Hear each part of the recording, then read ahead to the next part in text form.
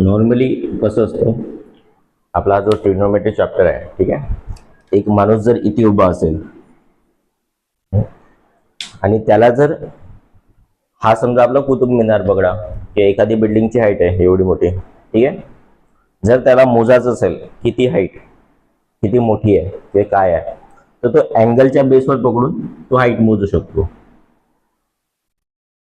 ठीक आहे, नॉर्मली आपण असं कधी मेजर नाही करत, कारण की समजा कुतुब मिनार आहे एवढा मोठा, ठीक आहे, आपण काय टेप घेऊन मोजणार आहे का तेवढा मोठा, नाही, पॉसिबल तर नाही. म्हणून त्याला अँगलनुसार आपण मोजू शकतो. डायरेक्ट अँगल पकडायचा आणि अँगलचं म्हणजे कोणत्या अँगलवर आहे, समजा आपण इकडे बघता आणि हा अँगल बनता, आता एक अँगल बनतंय ना इथे, इथे एक अँगल बनत आहे, ठीक आहे, त्या अँगलच्या बेसवर तुम्ही काय मोजू शकता, त्याची हाईट मोजू शकता. लक्षात. समजा तुम्ही इथून पाहता, समजा इथे एक अँगल बनत आहे, तर इथे वेगळा अँगल बनतो, इथून पाहता तर इथला वेगळा अँगल बनेल. लक्षात. अलग अलग अँगल बनतात, सेम अँगल नाही बघत. म्हणजे इथला व्यक्ती आहे, मी इथे उभा आहो आणि मला जर बघायचं असेल तो कोणता, तर मी या अँगलला बघत आहो, तो जो अँगल बनतात त्या अँगलच्या बेसवर आपण हाईट काढू शकतो त्याची. ठीक आहे, तेच माझ्या वरतं उभा असता माणूस, तर त्याला तोच अँगल असा दिसला असा सीधा, अँगल अलग बनत आहे. पहिला अँगल असा होता, आता अँगल असा झाला, तर त्या बेसवर अलग अँगल बनेल आणि त्याच बेसवर काय म्हणते आपण त्याची हाईट काढू शकतो. हा याचा बेनिफिट आहे. लक्षात. आपण नॉर्मली अशी हाईट कधी मोजत नाही, पण एखादी गोष्ट असं असेल की मेजरेबल नाही आहे, म्हणजे फार मुश्किल आहे, तर तुम्ही अँगलच्या बेसवर एक चांगल्यात चांगला अंदाज काढू शकतो. अंदाज किंवा आपण म्हणतो प्रिडिक्शन लावू शकतो. प्रिडिक्शन समजते का, म्हणजे अंदाजा की हा 9,000 मीटर जवळपास, हा 10,000 मीटर जवळपास आहे, अंदाजा तरी काढू शकतो आपण. लक्षात. ठीक आहे. जर एखादी वस्तू वरच्या डायरेक्शन मध्ये, ठीक आहे, तर त्याला आपण म्हणतो एलिव्हेशन. एखादी गोष्ट वरच्या डायरेक्शन मध्ये त्याला आपण म्हणतो एलिव्हेशन. ठीक आहे, आणि तेच गोष्ट जर खालच्या डायरेक्शन मध्ये असेल, जसं आता तो एखादा टेबल पकडा, तो टेबल, ठीक आहे, तो अँगल माझ्या खाली आहे ना, खालचा कोणता, एखादा कोन तो खाली आहे आणि एक अँगल वरत आहे, तर अँगल जर वरत असेल काय म्हणायचं आपण, एलिव्हेशन, आणि अँगल जर खाली असेल त्याला आपण म्हणायचं डिप्रेशन. थोडं समजलं. हे काय असते, लाईन ऑफ विजन, म्हणजे तुम्ही काय बघत आहे. होऊ शकतो तुमचा अँगल असा पण जाऊ शकतो, तसा पण जाऊ शकतो, पण जर वरत जात असेल त्याला काय म्हणायचं एलिव्हेशन, आणि जर तुमचा अँगल खाली जात असेल त्याला काय म्हणायचं आपण डिप्रेशन. लक्षात. समजत आहे. इतकं समजलं. लक्षात. ठीक आहे. आता याच बेसवर तुम्हाला हे फाइंड करता आलं पाहिजे. तर जर तुम्हाला विचारलं अँगल ऑफ एलिव्हेशन काय आणि अँगल ऑफ डिप्रेशन काय, हे सांगता आलं पाहिजे असतं. एकदा बघून घ्या.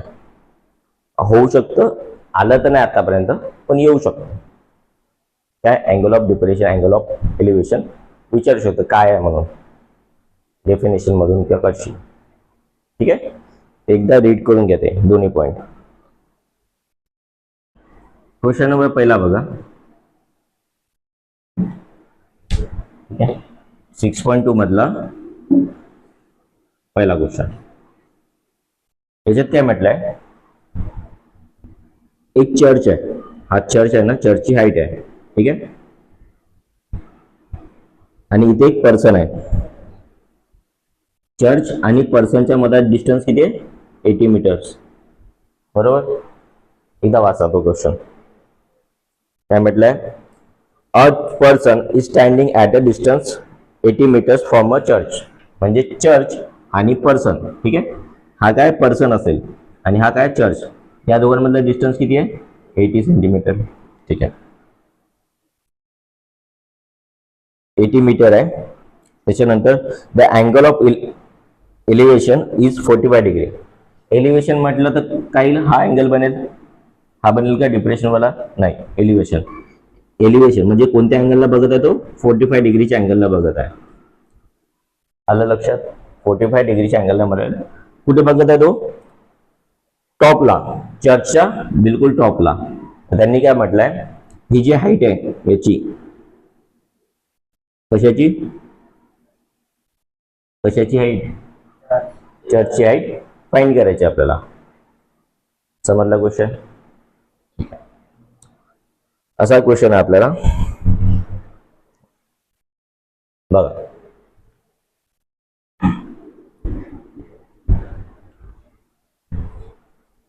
आपण याला नाव देऊन देऊ ABC.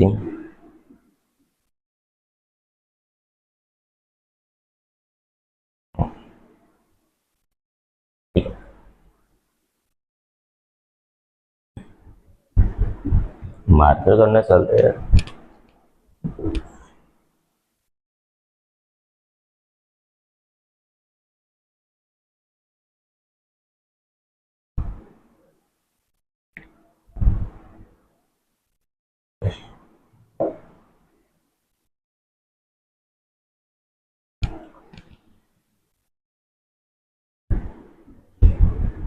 अँगल ऑफ एलिव्हेशन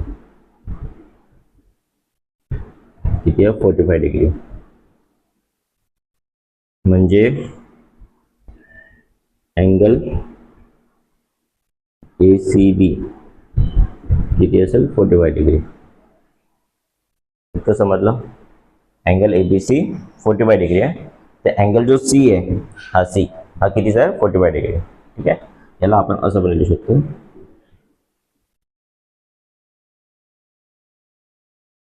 आलं लक्षात? ठीक आहे, बघा तुमच्याकडे ही हाईट दिलेली आहे का? नाही, ही हाईट फाइंड करायची. ही हाईट दिलेली आहे. ठीक आहे, एक झाला हायपोटेन्युस. ही कोणती साईड झाली?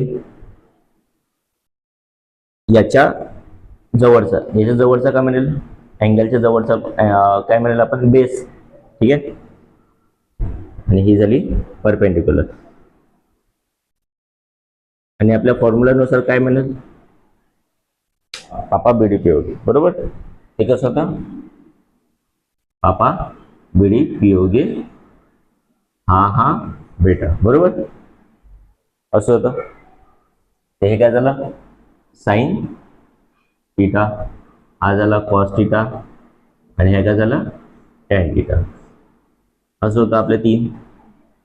ठीक आहे, तर परपेंडिक्युलर हाईट, बेस हाईट असा होता आपला. म्हणजे 3 गोष्टी शोधायच्या असते आपल्याला. तर परपेंडिक्युलर हे भेटलं. ठीक आहे, बेस कोणतं झालं? हे बेस असेल तर परपेंडिक्युलर हाच असेल कन्फर्म. ठीक आहे, बेस शोधणं इझी पडतं. शोधायचं काय? बेस कोणता याच्यातला? बेस कोणता आहे? ते हाच होते. ठीक आहे, याच्या समोरचं काय? परपेंडिक्युलर. आलं लक्षात? समजलं? याला ऍडजस्टमेंट पण म्हटलं तरी चालेल. ठीक आहे, बघा आता तुम्हाला 2 साइड आहे, एक तर ही आणि ही. ठीक आहे, हायपोटेन्युसचा विचार नाही करायचा सध्या. ठीक आहे, जर तुम्हाला 2 साइड दिली आहे तर मला सांगा, हे 2 साइड कोणत्या साईडला येऊ शकते? परपेंडिक्युलर. बघा इथे हायपोटेन्युस आहे, साइन मध्ये हायपोटेन्युस आहे, बेस मध्ये पण हायपोल आहे, आणि टॅन मध्ये काय आला? बेस, परपेंडिक्युलर आणि बेस. तर इथे काय आहे आपल्याला? परपेंडिक्युलर आणि बेस. तर आपण काय घेऊ शकतो? हा जो 45 डिग्री आहे याला आपण काय करू शकतो? टॅन 45 डिग्री म्हणू शकतो. ठीक आहे, आणि याचा जो परपेंडिक्युलर आहे म्हणजे काय? Perpendicular upon base. तर परपेंडिक्युलर किती आहे? AB. आलं लक्षात? आणि बेस किती आहे आपला? CB. हे कुठून आलं आपलं? या फॉर्म्युलाच्या. Perpendicular upon base. आलं लक्षात? परपेंडिक्युलर अपॉन बेस घेतला आपण. ठीक आहे, आणि टॅनच का बरं घेतला? कारण की 2 साइड होत्या म्हणून 10 डिग्री. समजलं एवढं? ठीक आहे, बघा टॅन 45 ची व्हॅल्यू किती येते? थांबा 1 मिनिट.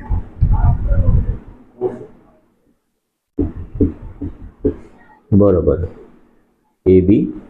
तर CB ची व्हॅल्यू किती होती? 80 सेंटीमीटर है ना? CB किती होता? 80 मीटर होता. tan 45 किती येईल 1 is equal to A B upon 80. समजलं एवढं. आता ए बी फाईंड करायचं तर काय येईल, काय कसे शोधाल.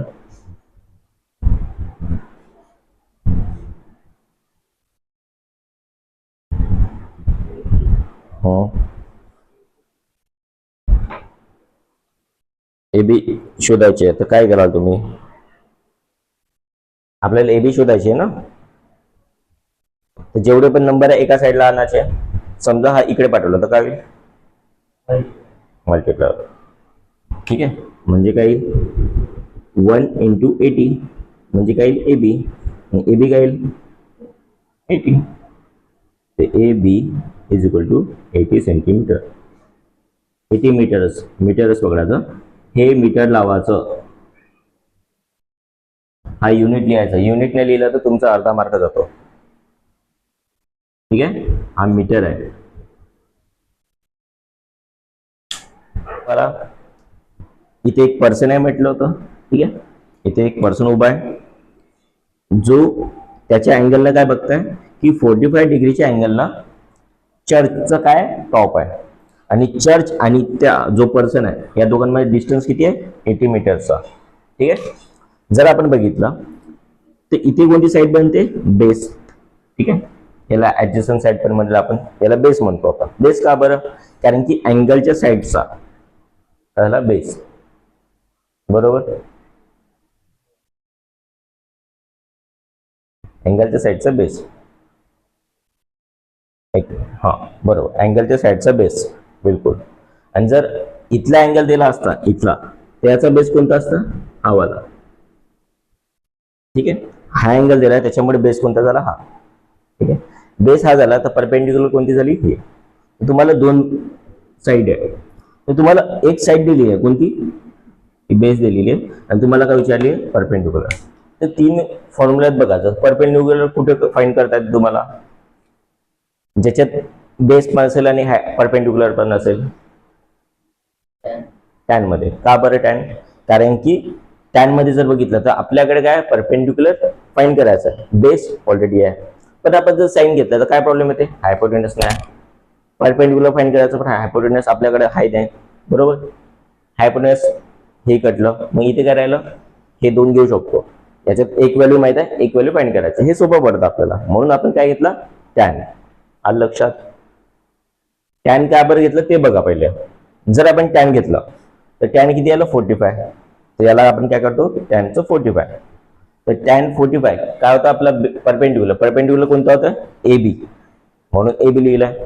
आणि बेस काय होता सी बी, म्हणून सी बी लिहिलं.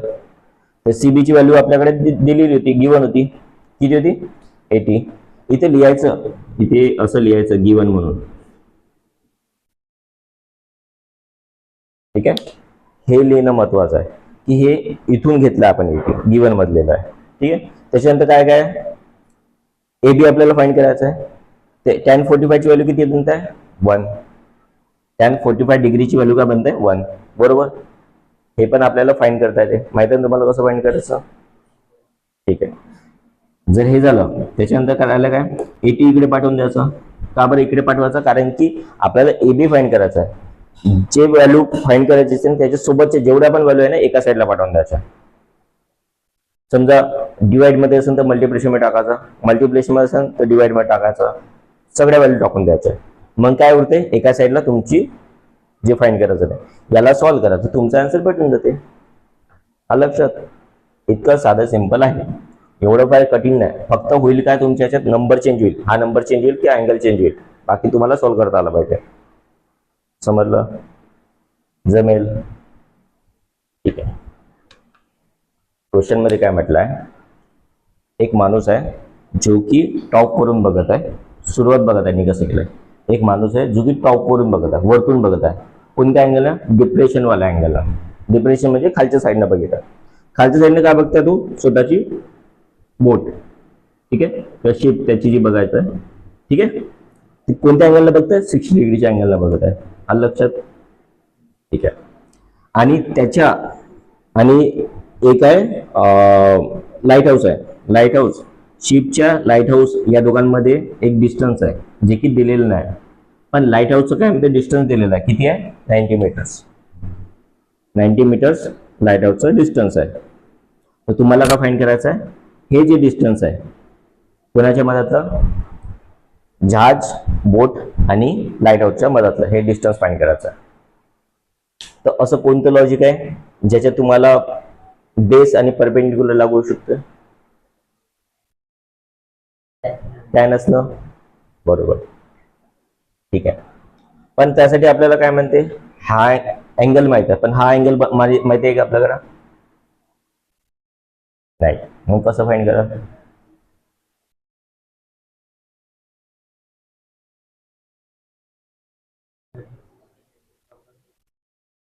थर्टी 60 90 वाला.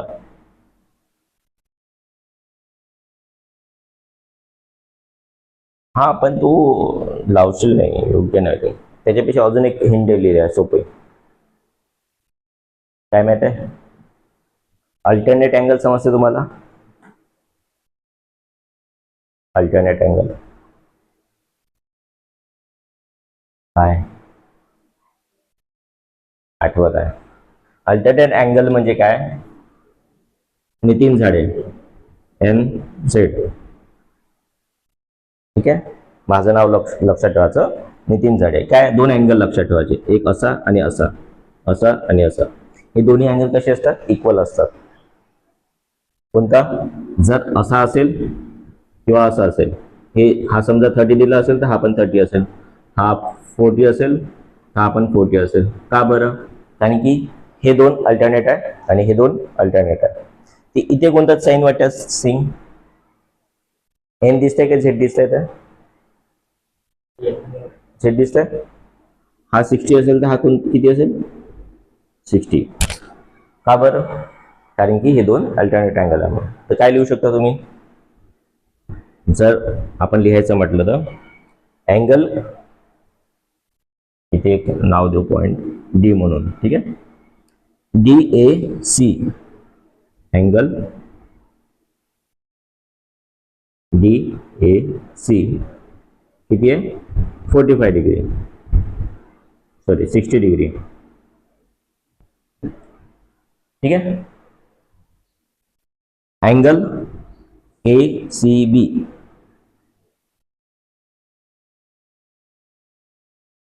हा पण किती असेल? 60 डिग्री. का बरं? बोथ आर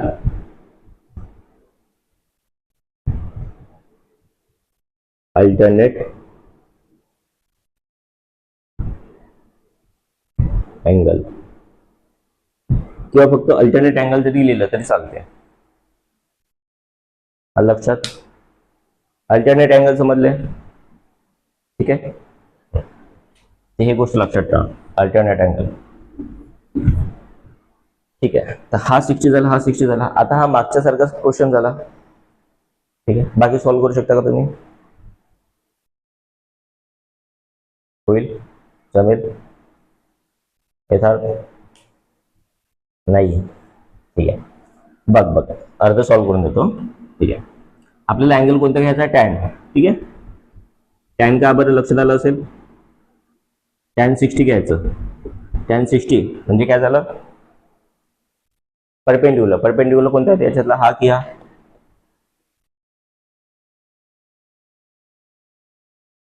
बेस कोणता आहे? बेस कोणता आहे?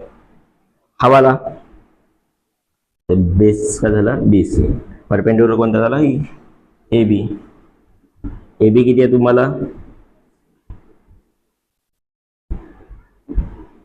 90. BC फाइंड करायचं आहे, बरोबर ना? आता सॉल्व्ह करू शकता. √3 बरोबर. टॅन 60 ची व्हॅल्यू आली आपल्याकडं. √3 = 90/BC. असं झालं. तर बघा, आपल्याला BC फाइंड करायचं आहे ना. हा तिकडे पाठवून देऊ. काम असं नाही सांगू मला. BC इकडे पाठवला तर मल्टिप्लिकेशन मध्ये जाईल आणि हा जर तिकडे पाठवला तर डिवाइड मध्ये जाईल. अलग अलग लक्षात.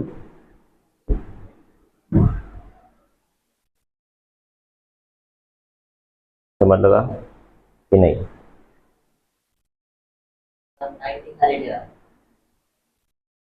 90 खाली ठेवू का बरं?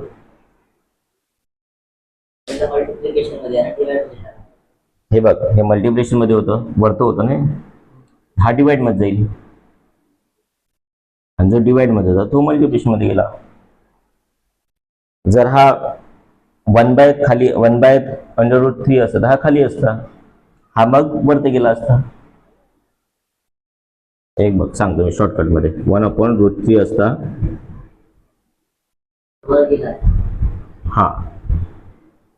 हा कसा गेला असता, इकडे गेला असता मल्टिप्लिकेशन मध्ये, ठीक आहे.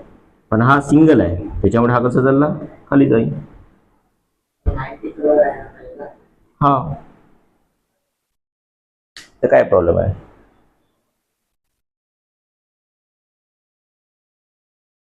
म्हणजे मला नाही समजलं, तुझं डाऊट विचार आधी क्लिअर सांग, काय म्हणणं आहे तुझं? मल्टिप्लिकेशन मध्ये आहे. हा बरोबर. खाली डिवाइड काय 90 ला आपण सरकवत नाही, आपण कोणाला सरकवलं, याला सरकवलं इकडे. म्हणजे बघ सांगतो बघ,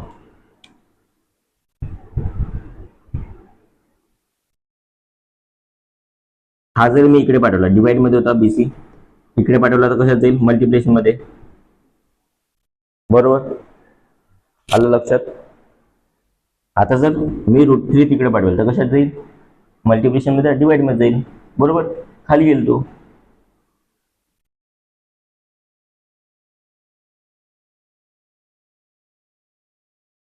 समजलं आता? आलं लक्षात कसं आलं ते? ठीक आहे, जर हे समजलं असेल त्याच्या समोरचं बघा. आता आपण रॅशनलायझेशन करतो न्यूमरेटर आणि डिनोमिनेटर साठी.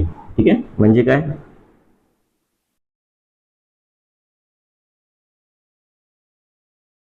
√3 आहे इंटू 3 √√3.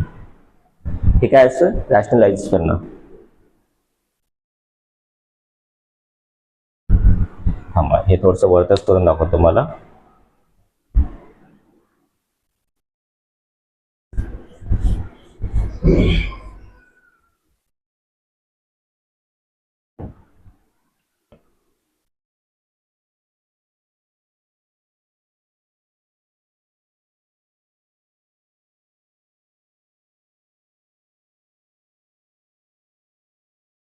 हे काय, रॅशनलायझेशन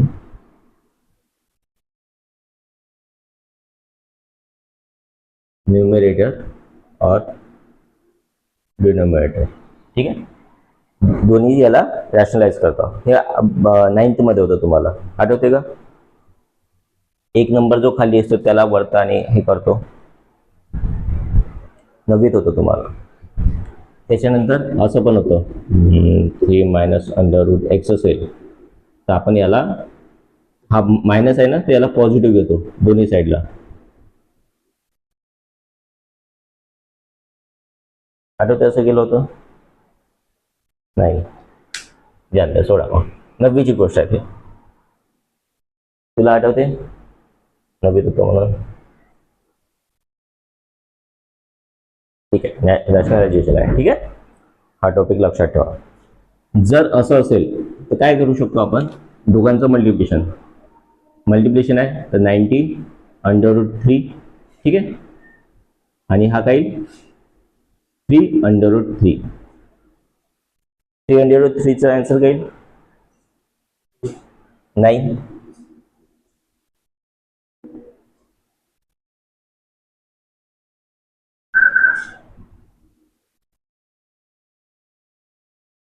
बरोबर, याचा आन्सर काही 3. ठीक आहे, आता 3 ला डिवाइड करायचं याच्यासोबत, 90 सोबत, काय आन्सर येईल, 30. 3 1 जा काटायचं 1 आणि येते किती येईल, 30.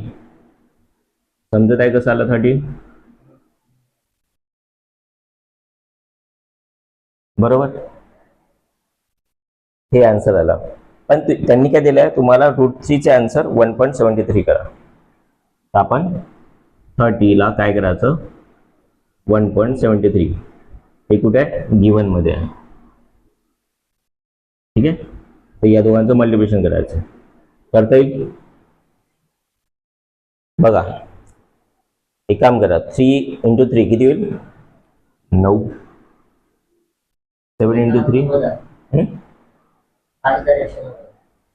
बघा 7 × 3 किती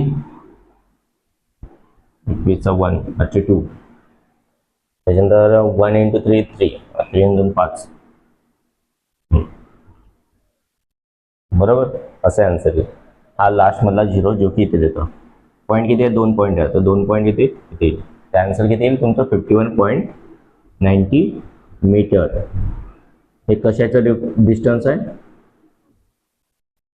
बी आणि सीचं.